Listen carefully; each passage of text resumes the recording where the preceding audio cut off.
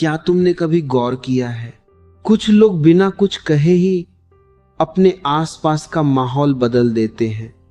वे ना चिल्लाते हैं, वे ना किसी से मिन्नत करते हैं, वे बस खामोश हो जाते हैं और अचानक से हवा बदल जाती है। लोग बेचैन हो जाते हैं, लोग उन्हें खोजने लगते हैं, और जो लोग हमेशा सोचते थे कि वे उन्हें बहुत अच्छी तरह से जानते हैं, अचानक समझते हैं कि दरअसल वे उनके बारे में कुछ भी नहीं जानते। सोचो, अगर तुम भी ऐसा करो तो अगर तुम हर बात पर तुरंत प्रतिक्रिया देना बंद कर दो, अगर तुम झगड़े की जगह चुप्पी चुन लो, अगर तुम हर छोटी बात का जवाब देने के बजाय थोड़ा पीछे हट जाओ, तो क्या होगा? यही असली राज्य छुपा है। जब तुम हर समय उपलब्ध रहना छोड़ देते हो, भावनाओं में, शब्दों में, शरीर और मन दोनों से, तो लोगों के हाथ से तुम्हें नियंत्रित करने का साधन निकल जाता है, क्योंकि वे तुम्हें हमेशा तुम्हारी प्रतिक्रिया से पकड़ते आए हैं। कभी तुम्हारे गुस्से से, कभी तुम्हारी जल्दी जल्दी हाँ कह देने की आदत से, कभी तुम्हारे डर से। लेकिन जिस दिन तुमने ये डोरे काट दी, उस दिन खेल बदल जाता है, और उसी दिन लोग यह महसूस करते हैं कि उन्होंने कभी तुम्हें समझा ही नहीं था जब तुम अचानक अनुपलब्ध हो जाते हो। कौन घबराता है, कौन गुस्से से तिलमिला उठता है, कौन बार बार कोशिश करता है कि तुम्हें उकसाकर फिर से वही पुराना भाव निकाल ले। यह सब उनके बारे में बहुत कुछ बता देता है, और तुम्हारे बारे में भी। सच तो यह है कि तुम अब तक अपनी ऊर्जा ऐसे लोगों पर खर्च करते आए हो जो उसके योग्य ही नहीं थे। तुम हर बार हां कहकर खुद को छोटा करते गए, हर बार तुरंत जवाब देकर अपनी शक्ति दूसरों के हाथों में सौंपते गए, हर बार भावनात्मक प्रतिक्रिया देकर अपना ही खून जलाते रहे, और दिन के अंत में तुम्हारे पास क्या बचता है? थकान, चिड़चिड़ापन और एक खालीपन जिसे तुम शब्दों में नहीं कह पाते। लेकिन मैं तुम्हें बताऊं, क्योंकि तुम उन लोगों के लिए बहुत ज्यादा उपलब्ध हो जिन्हें तुम्हारी खामोशी का एक पल भी नसीब नहीं होना चाहिए था। ये जो मैं कह रहा हूं, इसका अर्थ यह नहीं कि तुम दुनिया से मुंह मोड़ लो। इसका अर्थ यह है कि तुम पहले खुद को चुनो। महान संतों ने कहा है, सच्चा अनुशासन है स्वयं को पहचानना। जब तुम यह समझ जाते हो कि चुप्पी 1000 बहसों से ज्यादा ताकतवर है, तो तुम्हारे भीतर एक नई शक्ति जन्म लेती है। जब तुम पीछे हटते हो, भागने के लिए नहीं बल्कि होश में आने के लिए, तो वह पीछे हटना एक तपस्या बन जाता है। तो अब मैं तुमसे पूछता हूं, कब तक तुम दूसरों की भावनाओं से बंधे रहोगे? कब तक हर बार कठपुतली की तरह नाचते रहोगे जब कोई तुम्हारे घाव पर हाथ रख दे? क्या अब समय नहीं आ गया कि तुम उन डोरियों को काट दो, थोड़ा रहस्यमय बन जाओ? क्योंकि जिस दिन तुम हमेशा उपलब्ध रहना बंद कर दोगे, उसी दिन से सब कुछ बदलना शुरू हो जाएगा। बचपन से हमें यही सिखाया गया है, हमेशा हाँ बोलो, सबको खुश रखो, जल्दी जवाब दो, लोग नाराज ना हो। और धीरे धीरे हमें यह भ्रम दे दिया गया कि हमारी कीमत सिर्फ इसी में है कि हम कितने उपलब्ध हैं। लेकिन असलियत बिल्कुल उल्टी है। बहुत अधिक उपलब्ध होना कोई पुण्य नहीं है, यह तो कैद खाना है। जितना तुम उपलब्ध होते हो, उतना ही तुम दूसरों के हाथों का खिलौना बन जाते हो। लोग तुम्हें एक बटन की तरह इस्तेमाल करते हैं। जब ध्यान चाहिए तुम्हें दबा देते हैं, जब दिल बहलाना है तुम्हें ढूंढ लेते हैं, जब उन्हें सहारा चाहिए तुम्हें याद कर लेते हैं, और काम पूरा होते ही तुम्हें किनारे रख देते हैं। कितनी बार तुमने सिर्फ इसलिए मुस्कुराया क्योंकि तुम ना कह नहीं पाए। कितनी बार तुमने थकान के बावजूद जवाब दिया क्योंकि डर था कि कोई नाराज ना हो जाए। कितनी बार तुमने अपनी सच्ची भावना छुपा ली सिर्फ इसलिए कि कोई तुम्हें ठुकरा ना दे।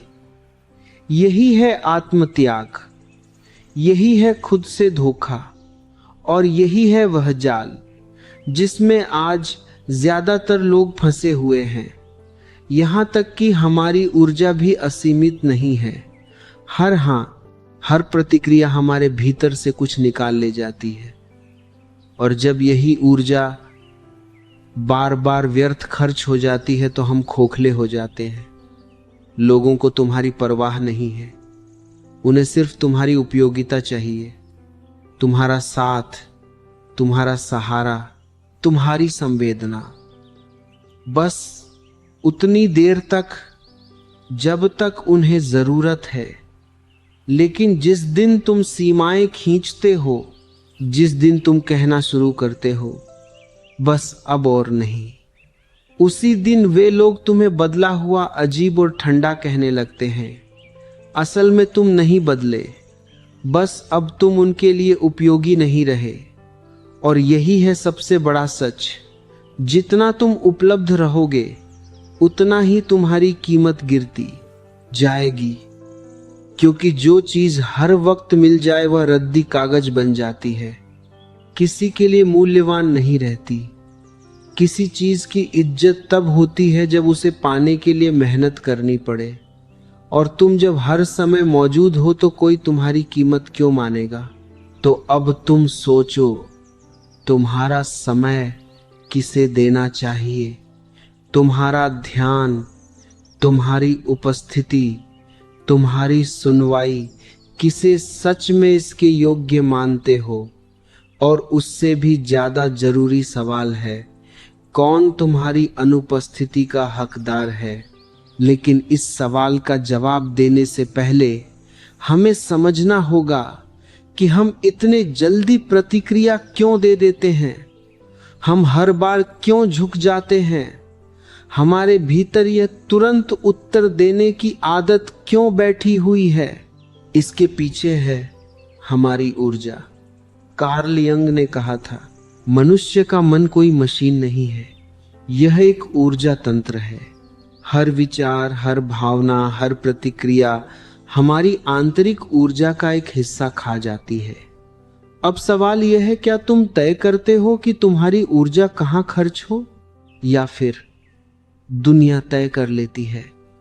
जब तुम किसी की बेकार सी आलोचना का जवाब देने लगते हो, जब तुम किसी की उकसाहट पर तुरंत फट पड़ते हो, जब तुम उन लोगों को खुश करने में लगे रहते हो जो तुम्हें कोई कद्र ही नहीं देते, तो दरअसल तुम अपनी जीवन ऊर्जा वहीं लुटा रहे हो जहां से तुम्हें कुछ वापस नहीं मिलने वाला।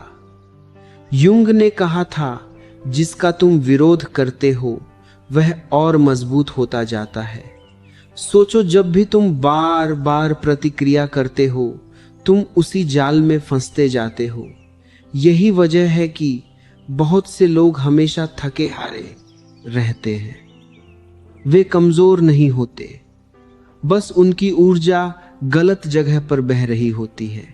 और जब इंसान लगातार थका हुआ रहता है तो वह असुरक्षित हो जाता है।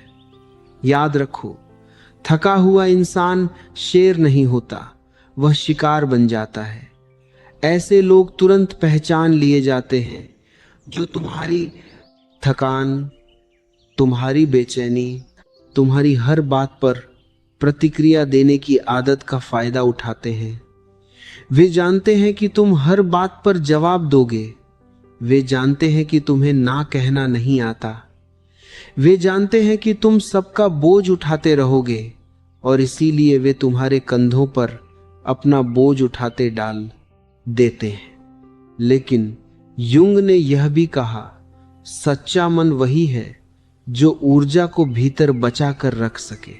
इसका मतलब है, ना कहना सीखो, बिना अपराध बोध के चुप रहना सीखो, बिना डर के देखना सीखो प्रतिक्रिया देने से पहले, क्योंकि असली ताकत प्रतिक्रिया में नहीं है बल्कि सही समय पर सही कदम उठाने में है। कितनी बार तुम पूरी रात सो नहीं पाए किसी अधूरी बातचीत को सोचते हुए? कितनी बार तुम घंटों यह सोचते रहे, मुझे क्या कहना चाहिए था, उसने ऐसा क्यों कहा, मैंने जवाब क्यों नहीं दिया? यह सब ऊर्जा का रिसाव है। तुम बीते हुए साए को जिंदा रखते हो और वही तुम्हें खींचते रहते हैं।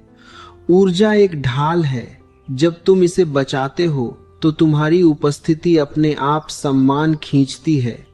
तुम कमरे में प्रवेश करो और बिना कुछ कहे भी लोग तुम्हारी ओर खींच जाए। यह तभी होता है जब तुम्हारी ऊर्जा भीतर सुरक्षित हो। लेकिन अगर ऊर्जा बिखरी हुई है तो तुम नजरअंदाज कर दी जाते हो। तुम्हारी आवाज भी असर नहीं करती। तुम कमजोर और टूटे हुए लगते हो। तो जरा देखना शुरू करो, कौन सी बातें तुम्हें तुरंत उकसा देती हैं? कौन से शब्द तुम्हें अपना धैर्य खोने पर मजबूर करते हैं? कौन से हालात तुम्हें बार बार खींचकर पुराने पैटर्न में डाल देते हैं? यही तुम्हारे सबसे बड़े छेद हैं। यहीं से तुम्हारी ऊर्जा बाहर निकलती है। और अगर तुम इन बिंदुओं को पहचान लोगे तो धीरे धीरे अपनी शक्ति वापस पालोगे। लेकिन ध्यान रहे, इसका मतलब यह नहीं कि तुम पत्थर बन जाओ। इसका मतलब है कि तुम सजग बनो, ना ठंडे ना बेमायने, बल्कि सचेत और अपने स्वामी। युंग ने यह भी बताया था कि जब इंसान अपनी ऊर्जा को सुरक्षित करना सीख जाता है तो दूसरों की परछाइयां उस पर काम नहीं करती। यानी कि जो लोग तुम्हें अपनी छवि में ढालना चाहते हैं, तुम्हें अपनी भावनाओं का आईना बनाना चाहते हैं, उनकी शक्ति टूट जाती है। और यह वही जगह है जहां खेल और गहरा हो जाता है। जो लोग हमेशा तुम्हारी दयालुता का फायदा उठाते हैं, जो लोग हमेशा तुम्हारे सहारे खड़े रहना चाहते हैं, जो लोग तुम्हारे शांत होने से डर जाते हैं, असल में वे तुम्हारी ऊर्जा से पलते हैं। जैसे कोई बेल किसी मजबूत पेड़ से लिपट कर जिंदा रहती है और जिस दिन पेड़ झुकना बंद कर देता है उस दिन बेल सूखने लगती है। इसलिए अगली बार जब तुम किसी को ना कहो, जब तुम प्रतिक्रिया ना दो, जब तुम चुप रह जाओ, तो समझ लो खेल बदल रहा है। तुम्हारी अनुपलब्धता उनके लिए संकट है और यह संकट उन्हें अपने भीतर झांकने पर मजबूर करता है। तुम्हारी चुप रहना कोई कमजोरी नहीं है, यह तुम्हारी आत्मा की शक्ति है। लेकिन यहां से यात्रा और भी पेचीदा हो जाती है, क्योंकि जो लोग अब तक तुम्हें इस्तेमाल करते आए हैं वे अचानक बेचैन हो जाएंगे। वे तुम्हें उकसाएंगे, आलोचना करेंगे, तुम्हें अजीब कहेंगे। असल में समस्या तुम में नहीं है। समस्या यह है कि अब तुम उनके खेल का हिस्सा नहीं हो। और यही है अगला कदम। जब तुम सचेत चुप्पी में जाते हो, जब तुम प्रतिक्रिया देना बंद कर देते हो, तो दुनिया की सबसे गहरी चालें तुम्हारे सामने खुलने लगती है। मौन का खेल आधुनिक दुनिया शोर से भरी हुई है। हर कोई बोलना चाहता है, हर कोई तुरंत जवाब देना चाहता है, हर कोई अपनी बात साबित करना चाहता है, इवन अगर उस चक्कर में उसे अपनी शांति ही क्यों ना खोनी पड़े। लेकिन शक्ति, सच्ची शक्ति वह शब्दों के शोर में नहीं बल्कि मौन की गहराई में छिपी है। ध्यान से सुनो, यह मौन किसी कायरता का मौन नहीं है, यह जागरूक मौन है। वह मौन जो उपस्थिति को और भी गहरा बना देता है, वह मौन जो शब्दों से ज्यादा कुछ कह देता है। जब तुम प्रतिक्रिया देना बंद करते हो तो तुम देखना शुरू करते हो, और जब तुम देखना शुरू करते हो तो तुम्हें वह पैटर्न नजर आने लगते हैं जो पहले तुम्हारी आंखों से छिपे रहते थे।